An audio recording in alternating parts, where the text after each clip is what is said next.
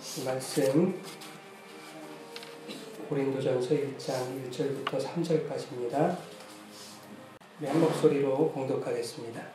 하나님의 뜻을 따라 그리스도 예수의 사도로 부르심을 받은 바울과 형제 소스데네는 고린도에 있는 하나님의 교회 곧 그리스도 예수 안에서 거룩하여지고 성도라 부르심을 받은 자들과 또 각 처에서 우리의 주 곧 그들과 우리의 주 되신 예수 그리스도의 이름을 부르는 모든 자들에게 하나님 우리 아버지와 주 예수 그리스도로부터 은혜와 평강이 있기를 원하노라. 아멘. 예배 나오신 분들을 주님의 이름으로 환영하고 축복합니다. 오늘 이 말씀을 통해서 오늘 본문 말씀처럼 하나님 아버지와 주 예수 그리스도로부터 오는 은혜와 평강이 여러분들 가운데 가득 임하기를 간절히 원합니다. 오늘은 교회란 무엇인가 이렇게 말씀을 나누겠습니다. 이제 교회가 한 10년, 20년 이렇게 흐르면 이런 제목으로도 설교하기가 참 힘들다고 그래요. 그래서 교회가 처음 시작할 때 과연 교회는 무엇인가 라는 제목으로 이렇게 나누면 좋겠다라는 생각을 좀 가져봤습니다. 교회를 가지고 설교를 한다고 할 때 무슨 설교할 거리가 있을까 이렇게 생각들을 하실지도 모르겠지만 여러분이 지금까지 당연히 여기고 계셨던 그 교회에 대한 인식과 또 교회에 대한 정의가 성경이 말하는 그것과 다르다고 한다면 우리는 낭떠러지로 인도받고 있는 소경이 지나지 않겠다라는 생각을 해봤습니다. 눈만 뜨고 있었더라면 낭떠러지로 떨어지는 것을 우리가 피할 수 있었을 텐데 앞을 볼 수 없으니까 그냥 엉뚱한 길잡이를 붙잡고 그대로 낭떠러지로 떨어지는 형국이다. 그런 낭패가 우리 가운데도 찾아올 수 있지 않겠나 이런 우려가 들어서 오늘 본문 말씀을 좀 정해봤습니다. 미국의 작가 조셉 캠벨이라는 사람이 있습니다. 이 사람이 이런 말을 했더라고요. 사다리 꼭대기에 올라가서 당신이 엉뚱한 벽에 잘못 올라와 있음을 발견하는 것보다 더 괴로운 일은 없을 것이다. 그러니까 이런 거죠. 열심히 애써서 열심을 다해서 고지 꼭대기에 올라갔는데 딱 내려다보니까 여기가 아닌 거예요. 그래서 여기가 아닌 객이다 이런 말도 있잖아요. 그러면 얼마나 그 수고와 그 노력이 헛된 것이 되겠습니까? 얼마나 억울하고 얼마나 답답한 일일까요? 사다리만 잘못 타도 괴로운 일인데 하물며 하나님의 영광을 아련하도록 성도들의 길잡이가 되어줘야 할 그 교회가 그리고 영적인 사닥다리가 되어줘야 할 교회가 성도들을 하나님께로 인도하지 못한다면 얼마나 비참한 일이겠습니까? 그것은 큰 낭패인 것입니다. 성도들은 교회가 하라는 대로 따라갔고 또 교회가 요구하는 대로 순종했을 뿐인데 그 결국이 낭떠러지라고 한다면 이처럼 괴롭고 억울한 일은 없을 것입니다. 여러분은 교회하면 뭐가 떠오르십니까? 교회하면 유명한 교회 이름 또 유명하신 목사님이 심호하시는 그런 커다란 교회, 의리의리한 교회, 상대적으로 작은 교회, 교회 건물이나 그런 교회의 어떤 규모들이 생각나십니까?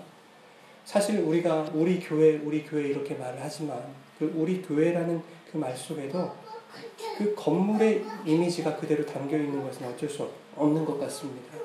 왜냐하면 교회에 대한 인식을 잘 인식시켜주지 못하기 때문에 그렇습니다. 그런데 신약성서 어디에도 교회나 성전, 하나님의 집을 건물로 지칭한 적이 없다는 사실은 우리가 놀라운 일입니다. 초기 그리스도인들에게 있어서 교회라는 것은 건물의 개념이 아니었다는 것은 분명한 일입니다. 왜냐하면 성경이 이렇게 말하고 있기 때문입니다. 성경은 교회에 대해서 이렇게 설명합니다. 오늘 나눠주신 프린트문이 있죠. 우리 같이 읽을 겁니다. 요한복음 3장 29절에 이렇게 되어 있습니다. 같이 읽겠습니다.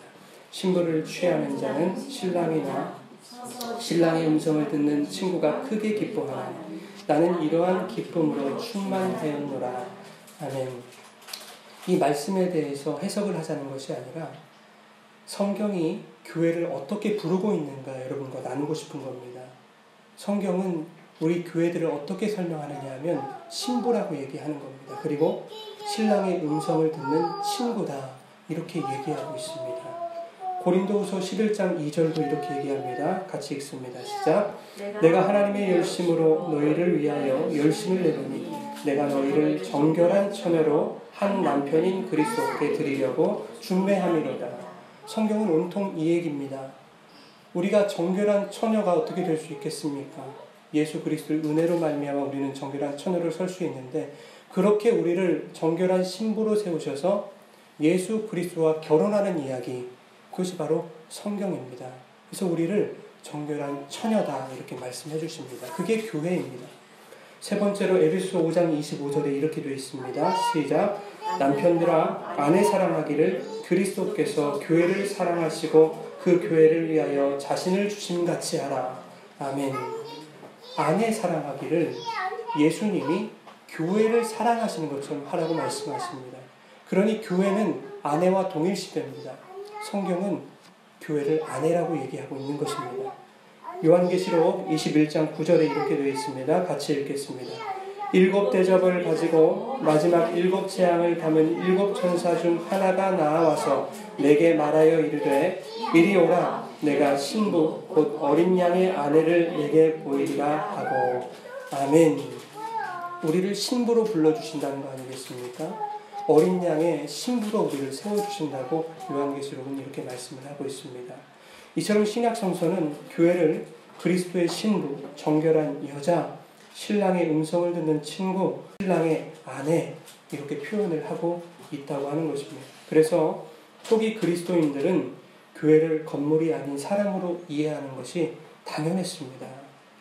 우스갯소리로 교회를 건물이라고 이렇게 불렀을 때 마치 아내를 아파트라고 부르는 것과 같다라는 것과 마찬가지였습니다. 그러면 교회라고 하는 단어 자체가 뭘 의미하는 것일까 우리 한번 살펴봐야 될 것 같습니다. 우리가 보는 성경은 그냥 가르칠 교회, 모일회를 써서 교회 그렇게 번역을 해놨습니다. 원래 교회는 헬라어로 에클레시아라고 합니다. 여러분 다들 아시는 에클레시아. 신약 성경에서 114번 사용됐습니다. 그런데 그럼에도 불구하고 성도들이 일반적으로 인식하고 있는 교회의 이미지와 성경이 말하고 있는 에클레시아의 뜻은 전혀 다릅니다. 에클레시아는 에크라고 하는 말, 바크로라고 하는 말과 또 칼레오, 부르다라는 말을 합성한 거예요. 그래서 바크로 부르다라는 뜻입니다. 무슨 말이냐면 바크로 부름받은 자들을 의미하는 겁니다. 지난주 설교 말씀처럼 하나님은 당신의 택하신 백성들을 이 세상에서 너희들 이 세상에서 나와라 말씀하시잖아요. 그래서 우리는 바크로 부름받은 자들인 거예요. 그것을 바로 에클레시아 교회라고 말씀하고 있는 것입니다. 그렇게 하나님으로부터 특별히 부름을 받은 자들, 성별된 자들을 바로 에클레시아 이렇게 얘기합니다. 그런데 영어 성경은 이 교회를 처치로 번역을 해놨어요.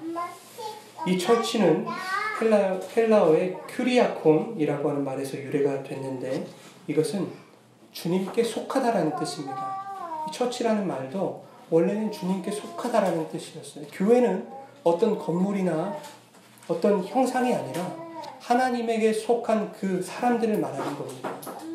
그런데 이것에 점점 하나님의 집이라고 하는 건물의 개념이 점점 가미가 되어서 오늘날의 교회의 개념이 되어버린 것입니다. 여러분 성경 번역자 윌리엄 틴데일이라고 하는 사람을 한번 들어보셨을 겁니다. 틴데일 주석 이런 거 들어보셨을 텐데 이런 기독교의 암흑기라 불리는 시대에 화형에 처하면서까지도 성경 번역했던 일을 멈추지 않았습니다. 중세 암흑시대 당시에 카톨릭은 백성들이 자신들의 잘못된 교리를 알지 못하게 하려고 성경 번역하는 것을 전면적으로 금했습니다. 백성들이 성경을 가지고 있을 수도 없었습니다. 법적으로 금했던 거예요. 그리고 가지고 있을 수도 없었습니다.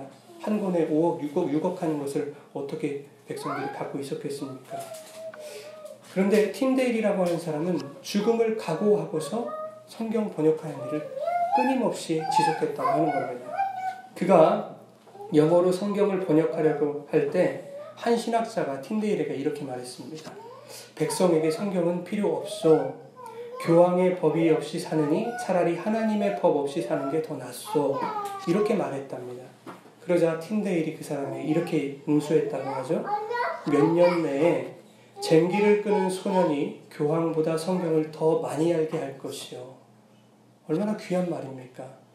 여러분, 이 강단에서 목사만 성경을 알고 내가 아는 것, 그 진리대로 성도들에게 가르쳐 주지 않는다면, 그래서 내 교권과 내 권위를 얻으려고 한다면 그 하나님 앞에 무시무시한 형벌을 받을 줄 아니겠습니까? 그런데 목사가 이 세상의 모든 교회들의 잘못된 점을 낱낱이 폭로하고 사죄하는 마음으로 성도들에게 하나님의 진실을 전한다면 그것은 귀한 일입니다. 돌에 맞고 손가락질 당하고 또 능욕을 당하고 모욕을 당한다고 하더라도 강단에서는 그런 일이 계속되어야 할 것입니다. 틴데일에게 있어서 성경 한 단어 한 단어가 얼마나 소중했을까요? 네, 자신의 목숨 걸고 그 단어 한 단어 한 단어를 하나님이 목적하신 의미대로 해석하기 위해서 얼마나 기도하고 얼마나 눈물을 흘렸겠습니까? 틴데일은 신약성서에서 114번 나오는 그 교회라는 단어 에클레시아를 영어의 처치로 번역하기를 거부했습니다. 왜냐하면 이미 처치라고 하는 단어는 건물이라는 개념이 자리를 잡고 있었기 때문입니다. 그런데 성경이 말하는 교회는 그런 의미가 아니었습니다. 그래서 틴데일은 더 정확한 표현인 회중이라는 말로 교회를 번역했습니다. 그리고 그가 화형에 처해지고 드디어 1611년에 영국 왕이 성경 번역을 허락하게 됩니다. 그래서 이제 많은 사람들이 성경을 번역하게 되는데, 불행하게도 킹제임스 번역가들은 이 회중이라는 단어가 청교도 용어라는 것 때문에 교회를 그냥 처치로 번역하게 된 것입니다. 그래서 오늘날까지 우리가 교회하면 처치이고 그 안에는 건물교회라고 하는 이미지가 굳어졌다고 하는 겁니다. 우리가 성경의 단어들, 어휘들 하나하나를 읽을 때, 그리고 말할 때 성경의 그 본연의 의미가 무엇인지 모른 채 오늘날의 개념으로 그것을 받아들인다면, 그리고 그렇게 이해하고 그렇게 읽는다고 하면 성경은 하나님의 말씀이 아닐 수도 있다라고 하는 것을 우리가 기억해야 됩니다. 매우 무서운 말이죠.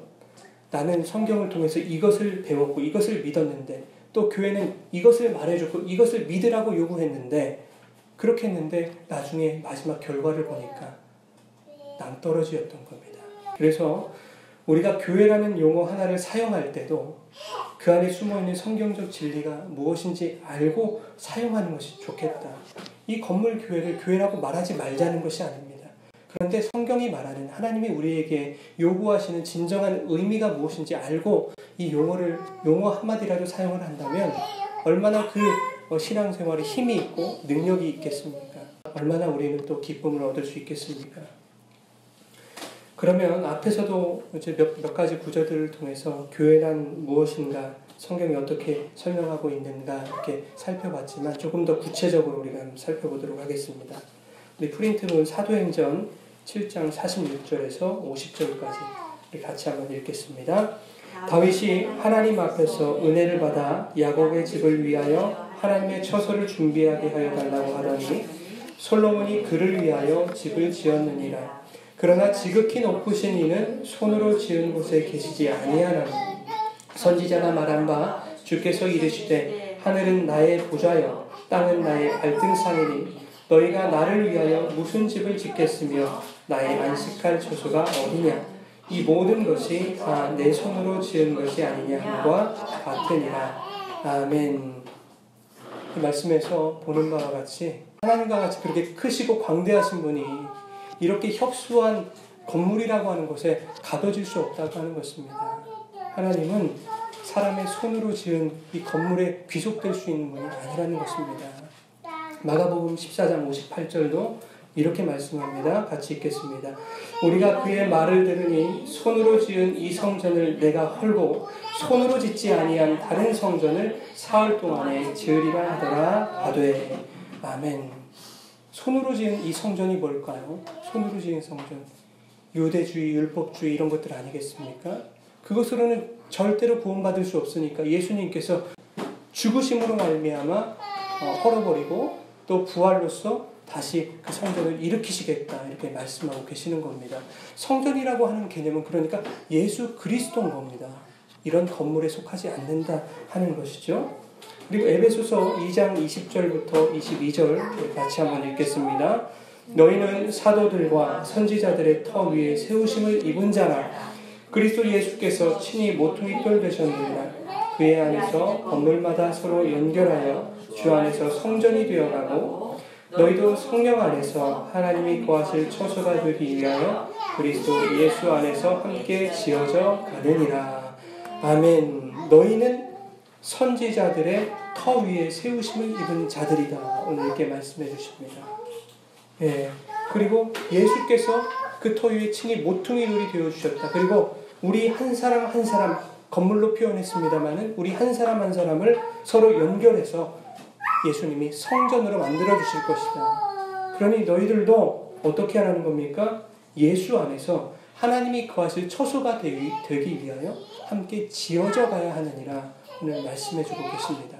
그러니까 성전은 이렇게 멋들하게 지어진 건물이 아니라 우리 성도 한 사람 한 사람들이 예수 그리스도라고 하는 모퉁이 돌에 의해서 지어져 가는 것이 바로 성전이다. 오늘 말씀이 얘기해 주고 있습니다. 히브리서 3장 6절 우리 같이 읽습니다. 그리스도는 집을 맡은 아들로서 끝까지 있으면 우리는 그의 집이다. 예, 말씀하신 대로 우리가 그의 집이다. 소망과 그 확신을 끝까지 잡고 있으면 그 자들이 바로 하나님의 집이다. 오늘 이렇게 말씀해주고 계십니다. 이처럼 수많은 성경의 구절들을 통해서 우리는 교회라고 하는 것, 성전이라고 하는 것은 바로 나를 말씀하시는 것이구나 라고 하는 것을 깨닫게 되어야 됩니다. 성경이 이렇게 명확하게 교회나 성전의 정의를 말해주고 있는데 왜 성도들은 교회하면 건물이 떠오를까요? 교회를 섬긴다는 것을 왜 건물 교회를 섬기는 것을 그렇게 생각할까요? 교회가 말씀의 진리를 제대로 전하지 못하고 있기 때문입니다. 건물은 지어놨는데 빚은 갚아야 되고 빚을 갚으려면 돈이 필요한데 성도들 많이 모아야 되고 그러니 교회를 잘 섬기는 걸로 성도들을 그렇게 회유해야 되고 교회를 잘 섬기는 일이 뭡니까? 헌금도 많이 내야 되고 하는 것들. 그러한 것들 때문에 강단에서는 계속 거짓말을 해야 되고 이제는 수십 년이 흘러서 이게 거짓말인지도 모르는 그런 상황이 돼버린 거죠. 선배 목사님들 다 그렇게 얘기하니까 후배 목사님 우리 선배들은 다 이렇게 하셨어. 그것이 얼마나 하나님 앞에 거짓인지도 모른 채 그냥 그렇게 목회들을 합니다. 제가 잘한다는 것이 아니라 안 되는 것, 잘못된 것은 바로 잡아야 된다라고 하는 말씀입니다. 디모데전서 3장 15절에 이렇게 되어 있죠. 만일 내가 지체하면 너로 하여금 하나님의 집에서 어떻게 행하여야 할지를 알게 하려 함이니 이 집은 살아계신 하나님의 교회여 진리의 기둥과 터니라. 이런 말씀을 어떻게 해석합니까? 교회에서는 이 하나님의 성전, 이 교회가 살아계신 하나님이 거하시는 처소다. 이렇게 말씀하는 거죠. 그리고 이 교회가 진리의 기둥과 진리의 터다. 이렇게 얘기하는 거예요. 건물 교회를. 그러니까 뭐 하라는 겁니까? 잘 섬기라는 거예요. 이 교회를 아름답게 꾸미라는 거예요. 할 수만 있다면 더 좋은 곳으로 옮기고 더 멋들어지게 이렇게 꾸미라는 겁니다. 그렇게 성도들이 열심을 요구합니다. 교회 청소하고 봉사하는 일이 나쁘다는 얘기는 아닙니다. 그런데 교회의 본질이 무엇인지 모르고 교회의 본질을 숨기고 왜곡하는 것이 잘못이라고 하는 겁니다. 고린도전서 3장 17절 한번 읽어보실까요? 시작. 누구든지 하나님의 성전을 더럽히면 하나님이 그 사람을 멸하시리라. 하나님의 성전은 거룩하니 너희도 그러하니라. 17절만 다시 한번 읽겠습니다. 시작. 누구든지 하나님의 성전을 더럽히면 하나님이 그 사람을 멸하시리라. 하나님의 성전은 거룩하니 너희도 그러하니라. 무시무시한 말씀이죠. 하나님의 성전을 더럽히면 하나님이 그 사람을 멸하신대요. 하나님의 성전은 거룩하니 너희도 거룩하라는 말이죠. 이 말씀을 가지고 이 거룩한 하나님의 성전을 어떻게 이렇게 잘 섬기라고 얘기를 하는 겁니다. 이것은 그런데 그런 말이 아니잖아요, 여러분. 이 3장 17절 말씀 위에 있는 16절 말씀 한번 보십시오. 시작. 너희가 하나님의 성전인 것과 하나님의 성령이 너희 안에 계시는 것을 알지 못하느냐. 분명히 우리에게 성경은 너희 안에 성전이 거하셨다 얘기합니다. 너희가 하나님의 성전인 것과 하나님의 성령이 너희 안에 거하셨다 얘기하고 있습니다. 그러니 성전인 너희들이 하나님 앞에 거룩해야 할지니라 이렇게 말씀하고 계시는 거예요. 하나님의 성전인 교회는 바로 성령이 거하시는 저와 여러분이다 하는 것입니다.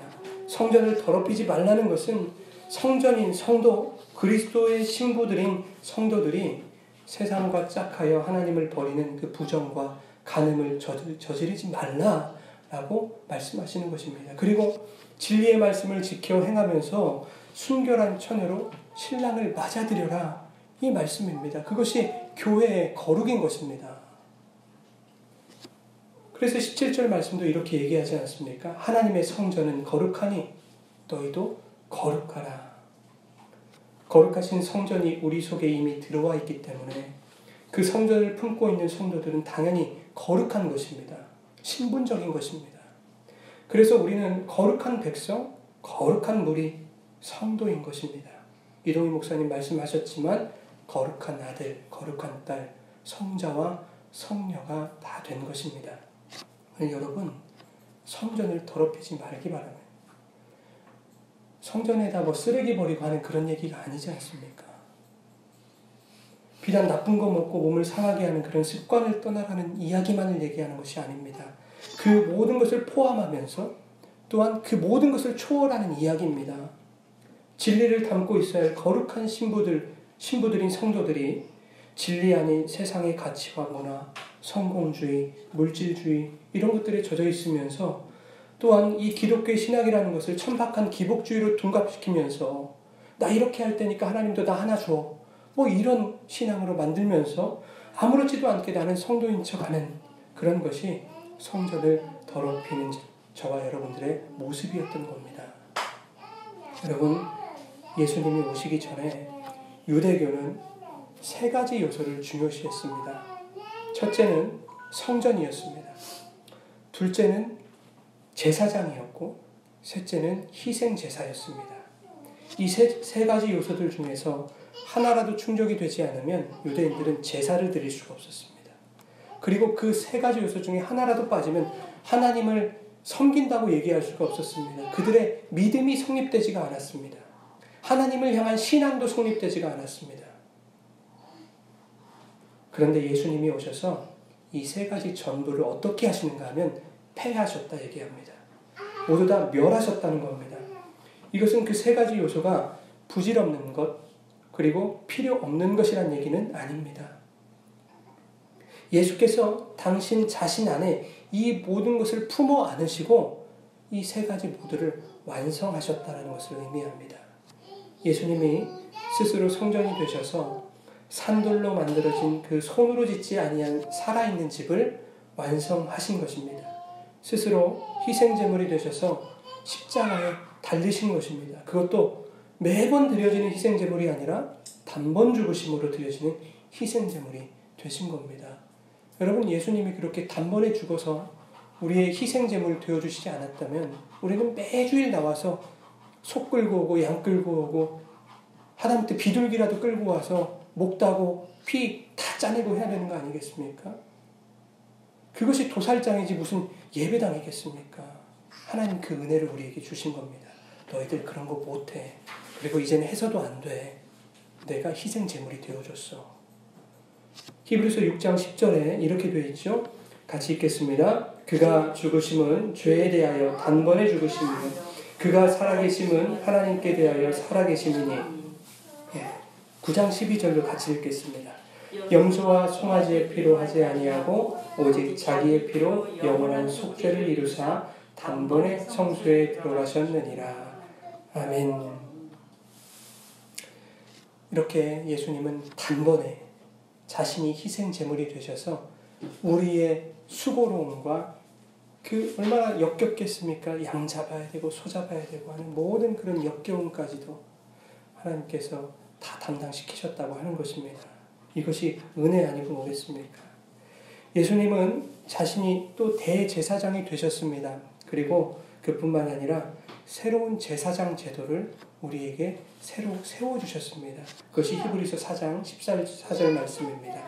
그러므로 우리에게 큰 대제사장이 계시니 승천하시니 곧 하나님의 아들 예수시라. 우리가 믿는 도리를 굳게 잡을지어다. 아멘. 우리의 대제사장이 되어주셨다라고 하는 겁니다. 그러니까 그분만 있으면 하나님께 제사 드릴 수 있는 겁니다. 제사장이 없으면 제사를 못 드리지 않습니까? 근데 우리의 대제사장이 되어주셨다. 그런데 그것으로 끝나지 않습니다. 베드로전서 2장 5절을 같이 보겠습니다. 시작. 너희도 산돌같이 신령한 집으로 세워지고 예수 그리스도로 말미암아 하나님이 기쁘게 받으실 신령한 제사를 드릴 거룩한 제사장이 될지니라. 아멘. 그 대제사장의 직분을 우리에게 위임해 주셨다고 하는 것입니다. 그래서 이렇게 말씀하지 않습니까? 베드로전서 2장 9절 같이 읽겠습니다. 그러나 너희는 택하신 족속이요 왕같은 제사장들이요 거룩한 나라요 그의 소유가 된 백성들이니 이는 너희를 어두운 데서 불러내어 그의 기이한 빛에 들어가게 하시니에 아름다운 덕을 선포하게 하려 하심이니라. 아멘. 예, 우리를 택하셨고 왕같은 제사장들로 우리를 삼아주셨다 하는 것입니다. 그 말씀이 계시록 1장 6절에도 동일하게 적혀 있습니다. 그의 아버지 하나님을 위하여 우리를 나라와 제사장으로 삼으신 그에게 영광과 능력이 세세토록 있기를 원하노라. 아멘. 우리가 하나님의 무슨 영광을 찬양하고 하나님의 능력이 세세토록 있기를 영광을 돌릴지어다 하는데 무슨 영광을 돌리겠습니까? 그렇게 우리를 하나님의 택하신 족속 삼아주시고 왕같은 제사장 삼아주시고 거룩한 나라 삼아주셔서 우리를 구원하신 것에 대한 영광과 찬양과 감사인 것입니다. 여러분, 하나님은 저와 여러분을 주님이 거하시는 성전으로 불러주셨습니다. 어디 하나 예쁘지도 않고 또 선한 것 하나 없는 우리들을 거룩하신 당신이 거주하실 그 성전 하나님의 집으로 우리를 불러주셨습니다. 성전으로 부르신 교회인 우리들의 그 가능성 없고 또 실력 없음을 하나님은 아셨던 거예요. 그리고 제사장직을 수행할 수 없고 희생제물을 잡아드릴 그런 깜냥도 안 되는 우리들을 아셨던 것입니다. 제사장 행세하며 하나님을 속일 것임이 뻔한 우리들, 희생제물을 드리는 것이 귀찮고 아까울 인간들의 존재를 하나님은 아셨던 거예요. 그래서 저 인간들 그대로 놔두면 안 되는데 안타까우셔서 예수 그리스도를 우리에게 보내신 것입니다. 대제사장인 예수님이 직접 희생제물이 되어주셔서 십자가에서 죽으심으로 우리가 할 수 없는 그 일을 완성하시고는 그리고 우리에게 너희가 다 했다 선언해 주시는 거예요. 그게 뭡니까? 너희는 택하신 족속이요 왕같은 제사장들이다 이렇게 선언해 주시는 겁니다. 우리가 하지 않았어요. 하나님이 다 하시고 예수 그리스도가 성취하시고 완성하신 겁니다. 그런데 너희가 다 했다 말씀하시는 겁니다. 그래서 우리는 자격 없고 부족한 죄인이지만 택하여 불러주시고 우리 대신 희생제물 되어주시며 우리를 제사장 삼아주심으로 마침내 거룩하신 주님이 거하실 수 있는 그 성전, 그 교회가 된 것입니다. 여러분, 교회는 건물이 아닙니다. 이 건물은 교회인 성도들이 모여서 예배하는 예배당입니다. 오늘 본문 2절 말씀 이렇게 말씀하고 있죠. 같이 읽겠습니다. 고린도에 있는 하나님의 교회 곧 그리스도 예수 안에서 거룩하여지고 성도라 부르심을 받은 자들과 또 각처에서 우리의 주 곧 그들과 우리의 주 되신 예수 그리스도의 이름을 부르는 모든 자들. 아멘. 교회는 예수 안에서 부르심을 받은 거룩한 성도를 말합니다. 그리고 예수님의 이름을 부르는 모든 자들이 바로 교회인 것입니다. 그러니 교회를 세워간다고 하는 것은 우리들의 신앙적인 열심이나 노력을 가지고 무슨 행사나 사업을 이루어가는 것이 아니라고 하는 것입니다. 설사 그것이 선교 사업이 되어도 그것이 구제 사역이 되어도 전도 활동이라고 하더라도 여러분이 진정한 교회, 진실한 교회들로 세워지지 않는다고 하면 그 모든 것이 허탄한 일에 지나지 않는다. 내 이름을 높이고 교회 건물의 명성을 높이기 위한 그 세상적인 일에 지나지 않는다라고 하는 것입니다. 그러니 여러분, 이 예수 닮은 교회를 통해서 또 말씀을 통해서 여러분의 신앙을 점검하시고 말씀을 다지는 그 일을 이루어 가시기 바랍니다. 그것이 바로 교회를, 여러분을 세워가시는 일입니다. 철저히 말씀으로 돌아가셔서 말씀의 은혜를 사모하시고 말씀의 은혜를 깨닫는 여러분 되시길 원합니다. 저는 목회의 방침이 향후 얼마나 될지는 모르겠습니다만 당분간은 굳이 뭔가 찾아서 일을 하지 않으려고 합니다. 그건 내 생각일 수 있다고 하는 겁니다. 성도들의 생각일 수 있다고 하는 겁니다. 하나님이 원하시는 일이 무엇인가 여러분 기도하십시오. 그리고 하나님의 음성을 들으시기 바랍니다. 우리가 교회되지 못하고 성전되지 못하면 우리가 행하는 모든 일들을 세상 사람들이 칭찬할 수는 있습니다. 아, 저 교회 멋있어, 잘하네. 그러고는 끝입니다. 그러나 우리가 교회가 되어지면 세상 사람들은 그러한 교회인 우리들을 보고 예수님을 발견할 것입니다. 그것이 복음입니다. 예수의 이름으로 살아가는 것, 성도의 모습으로 살아가는 것, 교회의 모습으로 살아가는 것, 그것이 복음입니다. 내 삶의 현장 속에서, 일터에서, 직장에서, 모든 삶의 상황 속에서 예수의 이름을 가지고 내가 어떻게 하면 교회로서 온전히 세워질 수 있을까를 고민하며 그렇게 살아가는 것이 선한 일이고 하나님이 우리에게 요청하신 일이 될 수 있다고 하는 것입니다. 마태복음 16장에 주님이 말씀하시지 않습니까? 내가 이 반석 위에 내 교회를 세우겠다 말씀하십니다. 여러분, 이 반석은 무엇입니까? 견고한 바위나 어떠한 잘 튼튼하게 다져진 그러한 땅을 얘기하는 것이 아니었습니다. 베드로의 고백이었습니다. 주는 그리스도시요 살아계신 하나님의 아들이십니다라고 하는 그 고백입니다. 그것이 반석입니다. 그리고 그 고백의 중심이 되시는 예수 그리스도가 반석이신 겁니다. 교회는 그 신앙의 고백과 말씀이신 예수 그리스도 위에 세워져야 되는 것입니다.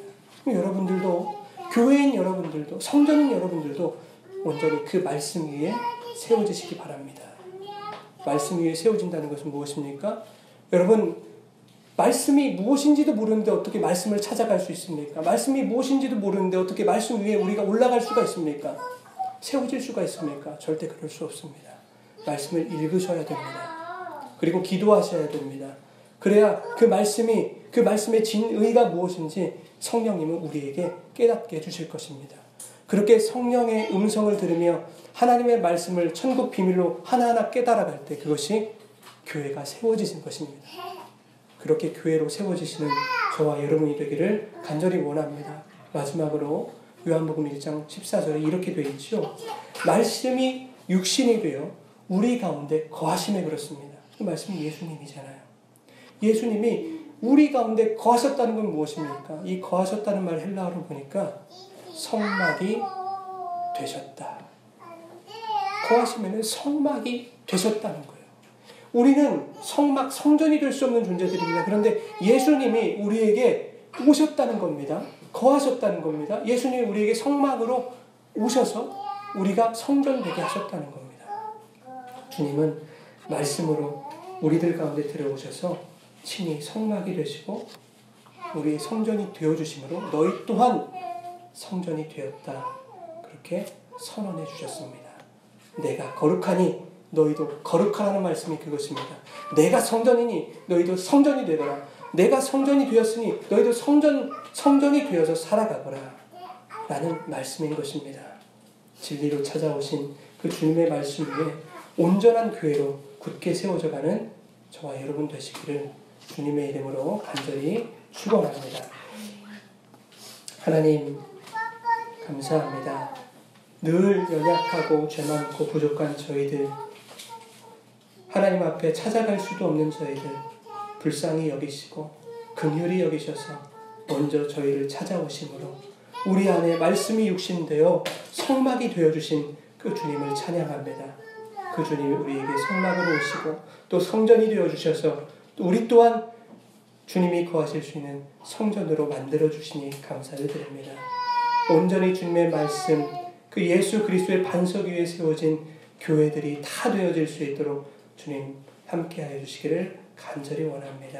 그러기 위해서 날마다 말씀 보고 기도함으로 성령이 우리에게 깨닫게 하시는 하늘의 진리를 알아갈 수 있는 성도들 되기를 원합니다. 그 일 없이 어떻게 하나님을 알고 하나님의 은혜를 깨달을 수 있겠습니까? 하나님 말씀 보고 기도하는 일을 게을리지 하지 않도록 성령의 충만한 은혜들을 부어주시옵소서. 그렇게 날마다 늘 말씀 위에 굳게 서가는 그런 믿음의 사람들, 하나님의 교회들, 주님의 성전들 되게 하시옵소서. 감사를 드리옵고 예수님 귀하신 이름으로 기도드립니다. 아멘.